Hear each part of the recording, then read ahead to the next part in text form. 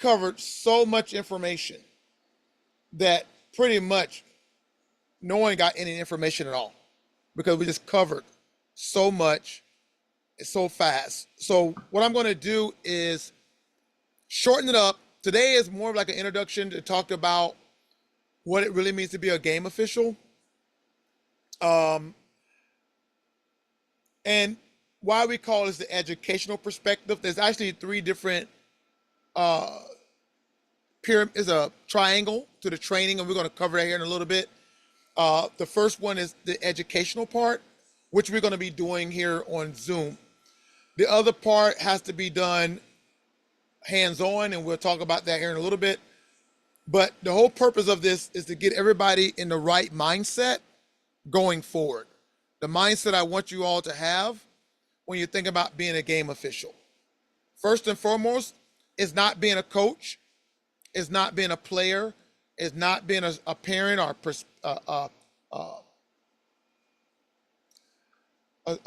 someone watching the game, a spectator. It's being a game official. And it's tough. It is a hard job because we are literally the judge, jury, and executioner on the field. And I think that's one of the big reasons, I think one of the big clashes we have with a lot of people like coaches and players and fans, there is no place to rebuttal, right? You can't take it up the chain. Once we make that call, and if we stick with that call, then we can change our. Now, if another official come up to us and give us a different perspective, like, hey, no, we may be able to change our call. But at the end of the day, the call we make is the call we make. And you know, a long time ago, I seen a statement that says, game officials see the game through their eyes, where parents and coaches see the game through their heart. There are feelings involved, there is attachments involved in the game, and that's how they see the game. And, you know, we live in a society today, in a time today where win by any means necessary. If you cheat, if you get away with it, that's fine.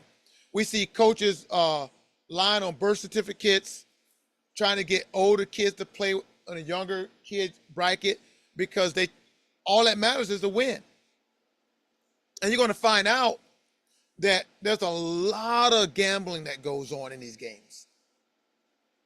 And there's a couple of ways where we can get a rowdy game. One, social media. You got coaches that get on social media and they start trashing each other. Oh, we're going to beat y'all. We're going to tell y'all love y'all not going to score. And, you know, and it just hypes up the game. And now they come with a lot of hurt feelings trying to prove a point. The other one, and I'm not talking about they gamble like $100 too. I mean, there have been games they gamble $2,000 to $3,000 on these games. So that little hole call that you made, or that block in the back and you call back that touchdown, that means a lot, especially when they're gambling in the games. So a lot of this have to do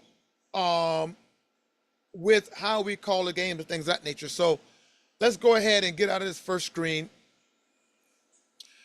Before we get started, let's define what a game official is. This is something that I came up with years ago. If you're looking at, go look on Google and ask what's the definition of a game official. There's really isn't a good one, and this is the one, if you can't define it, you don't know what you are. Let me take myself off of here so you can see it. Give me a second here. All right, I'm gone. You can still hear me. A game official is an unbiased professional who is contracted to ensure a contest is played fairly while overseeing the safety and sportsmanship of its participants. So let that soak in. All right? We're unbiased professionals. Let me tell you, we might be amateur sports officials, but if you collect $1 to do that game, you're a professional. And you're contracted. You got a limited contract to go out there and ensure the game is played fairly while overseeing the safety and sports of participants. That is our job as game officials. And that's why we call PGO, which is professional game officials, pro game officials, professional game officials. That's what PGO means in a nutshell. So keep that in mind as we go through this and why it's so important. Y'all starting y'all journey. This is on my, I think, my 20th or 21st year in this journey. And I learned very young that what we do is important and it matters. If you don't show up, I don't care if you can spend $1 million getting a game prepared, right? The host could spend $1 million. Got TVs out there, got cameras out there, it's aired all over the place. But if we don't show, it's not a game. It's a very expensive scrimmage. It will not count at all if we do not show for these games. So it's very important, very, very, very important that we're on it, that we're where we're supposed to be, ready to go, doing what we're supposed to be doing, because what we do matters in these games.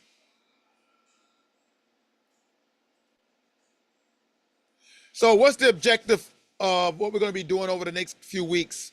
To obtain a general perspective of what it takes to be a game official, to develop a working knowledge of how to apply the rules in the game, and to create an open forum for peer discussion to facilitate interactive learning. So I'm going to ask you questions. You can ask questions as we go at the end so that we can all be on the right path and have the right perspective as we get ready to get out there on the football field.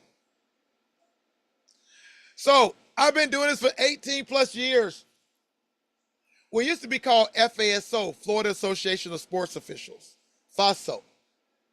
But I've been working on this craft of training game officials for over 18 years in one form of fashion. So what I do, it doesn't change. We're wearing knickers. We always try to look professional in appearance and knowledge and mechanics. So this is nothing new for me. I'm just a little older now. I think I was in my 30s. I'm 55. I'll be 56 next month. So I was in my 30s when I start this journey. So just know that I've been doing this for some time and trying to perfect this craft. Honestly, I feel like for sometimes I feel like I'm not even getting anywhere. Like I'm losing ground a lot of times. But I'm still at it. I still have a goal in mind. I'm still trying to achieve that goal. But yeah, just a little bit about me. I started with West Coast WCOA out of Hillsborough County. But I'm that I was a golden child back then, and I kind of like branched on my own. I fell from grace, and there you go. So this triangle talks about what I've learned and about the learning process and the growing process of being a game official. And this applies to if you want to be a doctor, a nurse, a police officer, whatever. But I think when it gets down to officiating, we fail 100%. And the three pillars of learning how to be a game official is education, experience, and the evaluation process. The education process, the experience process, and the evaluation process. What we're doing right now is what we call the educational process, because you're not really getting no experience. We're just educating you on the rules and on the game, but you're not getting any experience in this class, in this session of it. So there you go. Now, you're going to hear a lot of people say that experience, all you should focus on is the experience, right? A little bit of the education, a little bit of the evaluation, but all you should focus on is the experience. Getting out there, getting your hands dirty, getting on the field, and working it out. And but with a triangle, any one of these can be important at a time, right? Education could be at the top at a time. Evaluation could be at the top. But ideally, what we want you to understand here is this how it should be, balanced. Education have just as much experience, in the game, as much play as experience. So a while ago, I ran into this quote. Knowledge without practice is useless. Practice without knowledge is dangerous. And this has really became part of why I created PTO Academy, why I really started doing this a lot more, is because of this quote. And we're going to talk about it a little bit more, but I just want to bring out knowledge without practice is useless. Practice without knowledge is dangerous. Now, in the world of officiating, it will read, rule knowledge without experience is useless. Experience without rule knowledge is dangerous. So think about it. What we're saying here. I'll get myself on here so y'all can see me. So what are we saying here? If you just came to these Zoom meetings and we taught you the rules and we taught you what it means to be an official, a game official, and you never got on the football field, you never got on the gridiron to use that education, that knowledge, it was just a waste of time. A waste of time. But if you go on the field without any knowledge of what it means to be a game official or know the rules, it's dangerous. You are a danger to the game if you don't get the education you need to be a game official. If you don't get the experience you need, the education and go through this, and we're going to talk about other ways of educating yourself. But without the knowledge of the game, you are a dangerous person on that field. And there's a lot of dangerous officials on that field. Some of them, I hate to admit it, some of them work for me. And unfortunately, because I don't know if you mentioned, I don't know if y'all was on the Zoom before when I was on the other day, or I guess yesterday, when I was saying that I get really discouraged trying to do these type of things. I put these PowerPoints together, and I study, and no one shows up because they think they know everything, and they don't. And then they get mad at me because I don't. When they get down to the playoffs or the Super Bowl, I don't select them, and the reason why, because they're dangerous. They don't have the knowledge. They don't have the education that they need. Now, am I beating down experience? No, I am not beating down experience. Experience is important. And if we had to say what is it? Is it 30, 30, 30? Or if we had to divide it out of 100%, I may say education is 40%. I might say 25% education, 50% experience, and 25% evaluation. Experience is important. I'm not going to say it's not, and I'm not knocking it. But what I'm saying is, if you think experience alone is all you need, then you're wrong. So this is the deal. You got officials who have I have 20 years of experience, or I have 8 years of experience. And they literally think experience equates to knowledge. And it doesn't, right? They may know how to manage a game or get from the start of the game to the end of the game. They may be very friendly, but that does not mean they know what they're doing.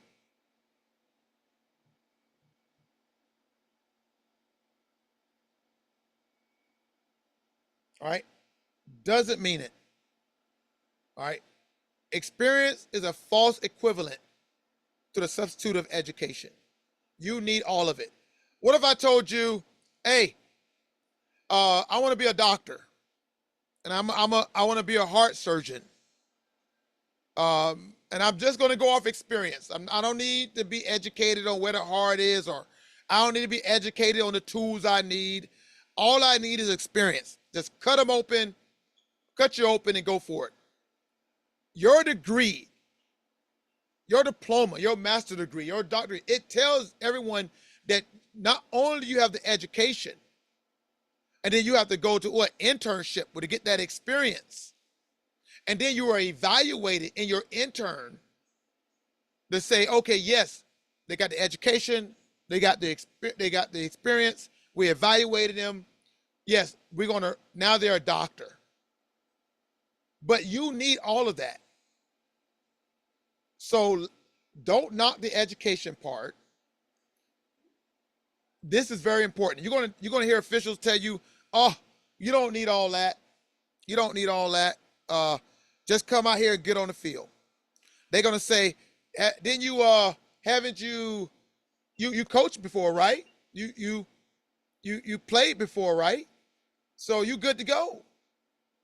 Right? You good to go. You don't need to go through all that educational stuff. And I got to call BS on that. You need the education just as much as you need the experience.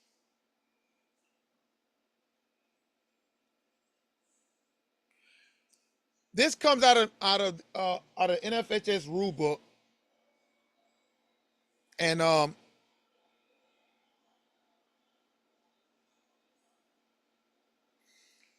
and the mechanics manual. When I read it, I'm like, yes, I'm adopting this as my saying. Players who practice long hours deserve competent game officials who have a complete understanding of the letter as well as the spirit and the intent of the rules, who administer them consistently and fairly.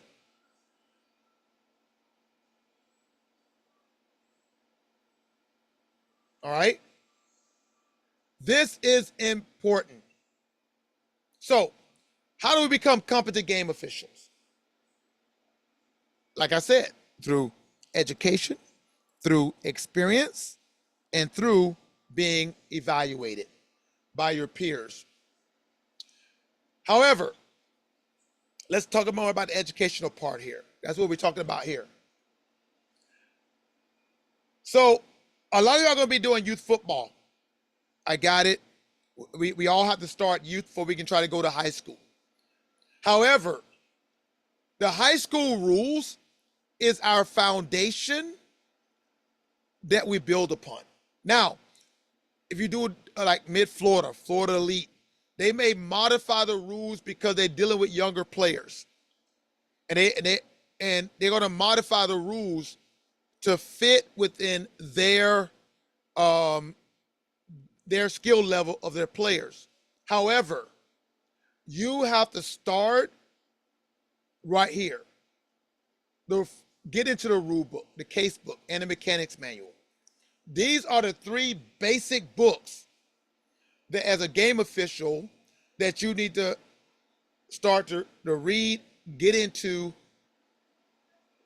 to become a competent game official. The rule book tell you the rules, right? The case book give you scenarios, because that's sometimes you can read the rule book and you can still apply the rule incorrectly. What the case book does, it helps you understand how to apply the rules. The mechanics manual, the game officials manual, which is a mechanics manual, what that does is teach you where you're supposed to stand, teach you how to signal, teach you what to do on a run play or a pass play, where to stand, uh, your how to communicate with one another through hand signals, how to when to throw a beanbag, when to throw a flag. That's what the mechanics manual for. So on the kickoff, where you know where to stand at, you don't know. I mean, like you're just gonna come out there and just look around. The mechanics manual will tell you where to stand. Now, these just the three basic books. There's also the football preseason guide that talks about the upcoming season and what rules have been changed. Then you have the prep football. This just goes over rules. It goes over concepts of what it means to be a game official. And then you also have the Reading Study Guide that actually breaks down the rule book and combine the rule book and the case book together with a little bit of how officials call things at the national level. Now, me, I have all of these. I study these all the time. I was my first year as a game official.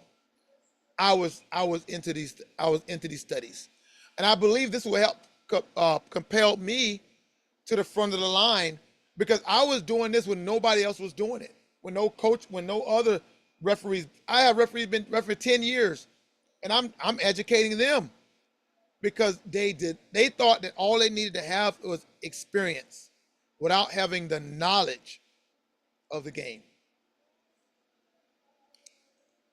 Now, you all can, if you take this down, www.referee.com/football, you can go here and you can find all of these educational materials that you can purchase and start your journey on learning what it means to be a game official. All right. You literally have to, like it says in the Bible, renew your mind. You literally have to start renewing your mind what it means to be a game official. It's not what you think. Completely different.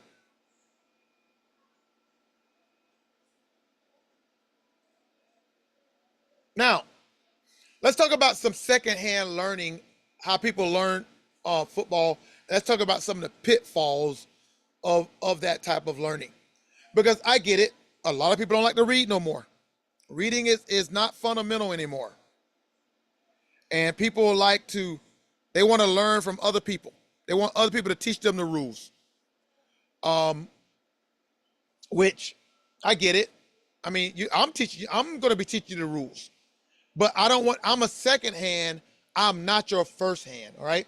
So let's talk about one of the second hand ways of learning. Watching football on TV, all right? And this is where coaches, this is where we get in problem with coaches and players. Because let me tell you something. If you're watching the NFL or you watching college football, those rules do not apply to high school. And it definitely doesn't apply to youth football. Yes, do we got holding in youth, high school, college, and NFL? Yes, we all got holding. We all got pass interference. But guess what? Pass interference is enforced differently than is enforced in NFL or enforced in college. Right? In NFL, majority of everything is an automatic first down. In high school, there's only 4 things that give you an automatic first down. Not everything. NFL, pass interference is a spot foul. In high school, it's a 15-yard penalty, replay down if it don't go past the chains. So, yeah, you watch football on TV, you watch football on college, and now you think you know football, and you come out there and you start applying what you saw on TV, and you're going to be wrong. All right? Because what you watch on TV is not how it's officiated at the high school or the youth level. So just understand that. What you don't try to mimic what you see, because it's not the same. What about what you see on social media? what you see on YouTube or TikTok or things of that nature. I see things on there, and again, I'm not saying it's you can't learn nothing from TV or you can't learn nothing from social media, but it should be a second hand. But I've seen plays on TikTok and YouTube that was a foul. It was some trick plays that was a foul. Literally was a foul. But the referees didn't call it. They let it go. So you're going to be thinking, hey, well, if they let it go, it must be legal. And I got coaches that want to run these trick plays in the games. And I said, Coach, you can't run that. It's illegal. Well, I saw it on TV, or I even saw it in a high school game. And I'd be like, well, I get it, but it's illegal. And if you run it, you're going to get a 15-yard penalty. Right? So, but why? They saw it on social media, and then they think, oh, that's legal. Just because you see it on social media doesn't mean it's legal. And what's the last way?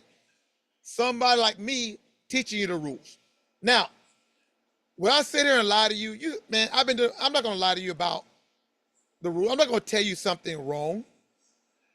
But the question is, what if I learned it wrong?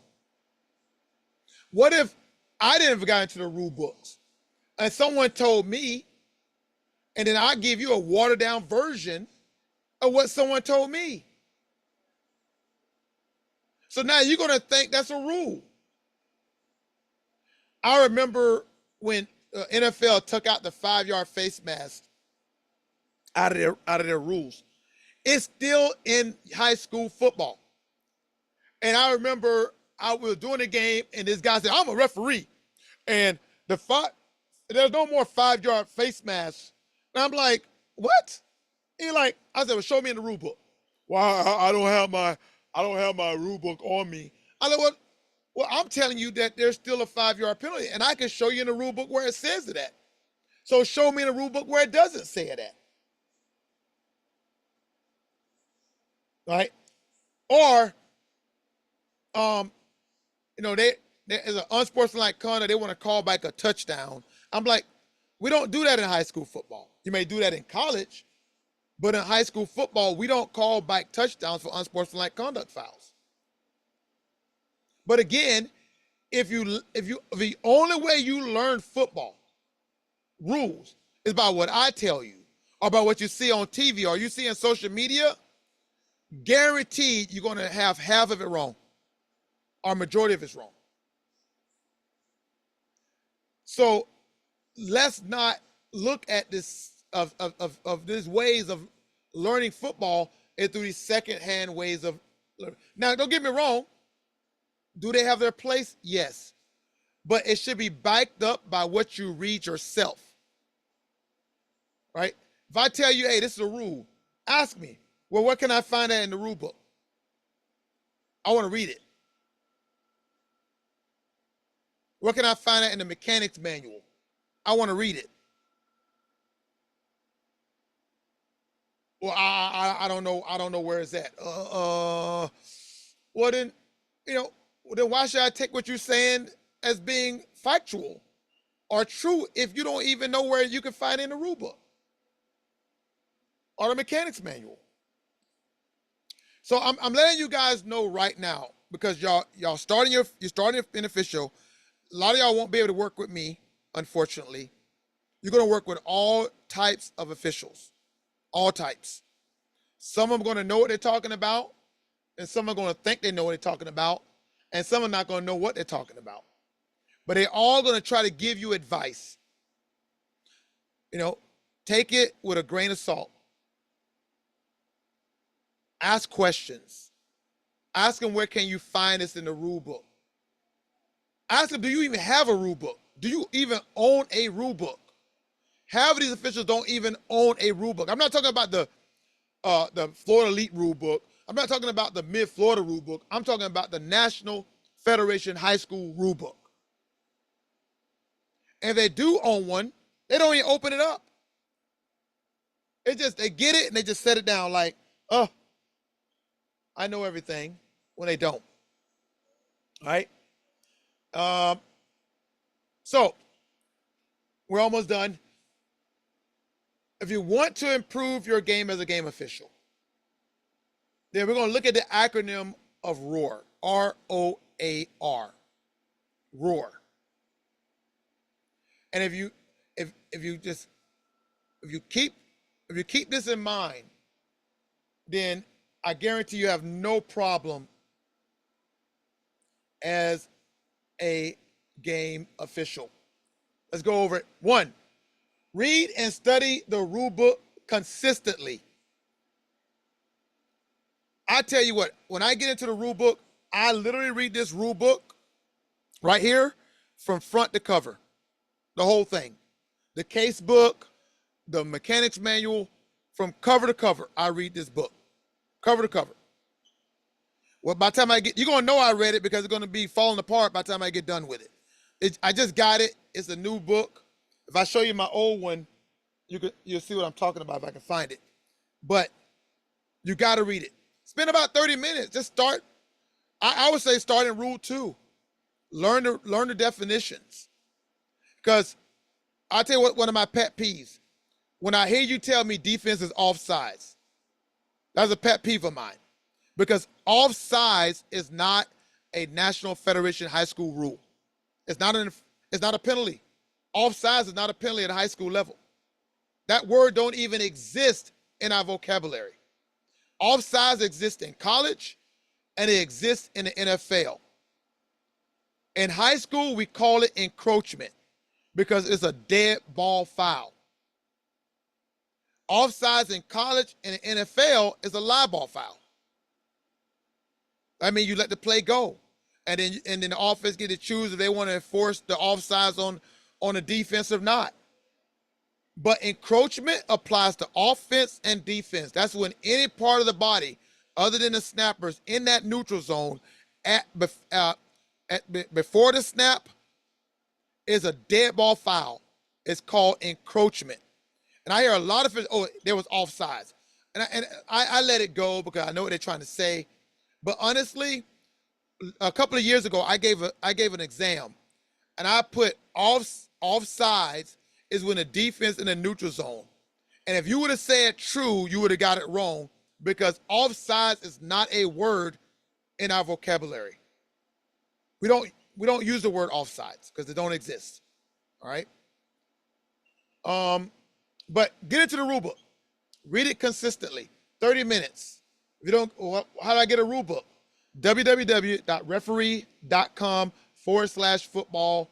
You can buy one for $12. You can order a couple of other things on there, and you can start your journey on being a game official. Because I can tell you something false.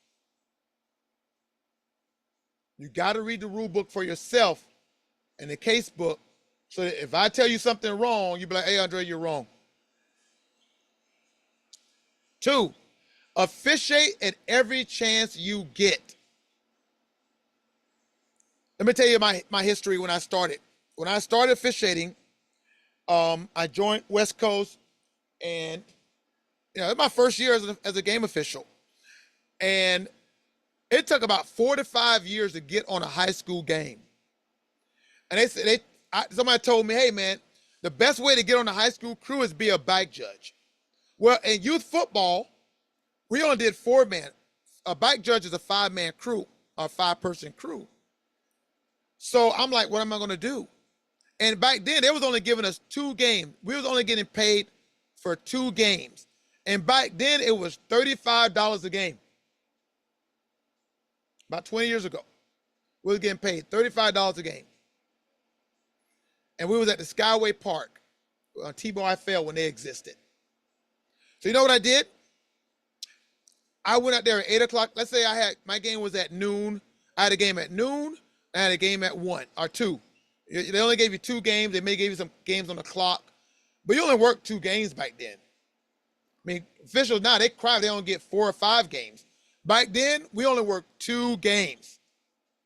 So I walk out there with $70 and go my way. But anyways, I digress. I go out there at 8 o'clock in the morning. And I would find out it was 2 fields. I say, I asked the crew, hey, Can I get on the field with you guys as a bike judge? They'll be like, well, we can't pay you. I'm like, that's fine. I just want to get the experience. So for my entire first year, I would work 8 games every Saturday. I would get there at 8 o'clock in the morning, and honestly, by the time we got done, it was 11 o'clock at night. And I would literally work every game. Sometimes I get lucky. An official won't show up, and I would get an extra game. But if everybody showed up, I would ask the crew, hey, can I get on the field with you and work as a bike judge? I don't need to get paid. Just give me an evaluation. And because I did that, and I work with almost every white hat in the association by doing that, I got 4 high school games my first year as a game official. My first year. There was an official with 4 years of experience got mad because they never got 1 high school game, but I got 4 because I was on the field every single Saturday. When they had scrimmage games at a high school, I would go. Didn't get paid for them, I would go. I showed myself to be dependable, diligent, asking questions, and I got promoted fast. Ask questions. You may look, that rule book reads for me, it's like a novel.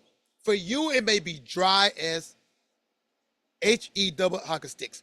You might get in this rule book, you open it up, and it just reads funny. It sometimes it's redundant. Sometimes it's like, huh? What? I don't get it. Ask questions. Look at this. Look at this thing. It's a whole bunch of small words, but yet ask questions. How can I apply this rule in the game? And when you ask a question, where can I find it in the rule book? Where can I find it in the case book? So that I can read it for myself and get a better understanding of it. All right? And the last one is read your books again. Like I said before, it go one, my prep book, right? I cut the books and I put it in a binder. All in here, it helps you understand the rules. It gives you the philosophies of being a game official. It tells you about the mechanics and signals. All of that. This is what made me. This is what made me who I am today, and why I am where I am now, because I spend the time in the rules. I read books. I watch videos, and I continue to do that, and that is where I'm at today, and this is what I'm trying to get you all to get that mindset that wash your brain about what you know about football. Come at this, approach this that you know zero about football. You know zero about football. You don't know football rules. You know X's and O's. You don't know the rules. You'll be surprised how many, as officials, just to save the heartache and to save us pain, we don't even enforce 10% of the rules. Because if we did, we're gonna get cussed out, we're gonna get threatened, they're gonna wanna fight us. Why? Because we're enforcing the rules. So what we do, we just ignore it. Unfortunately, we just ignore it.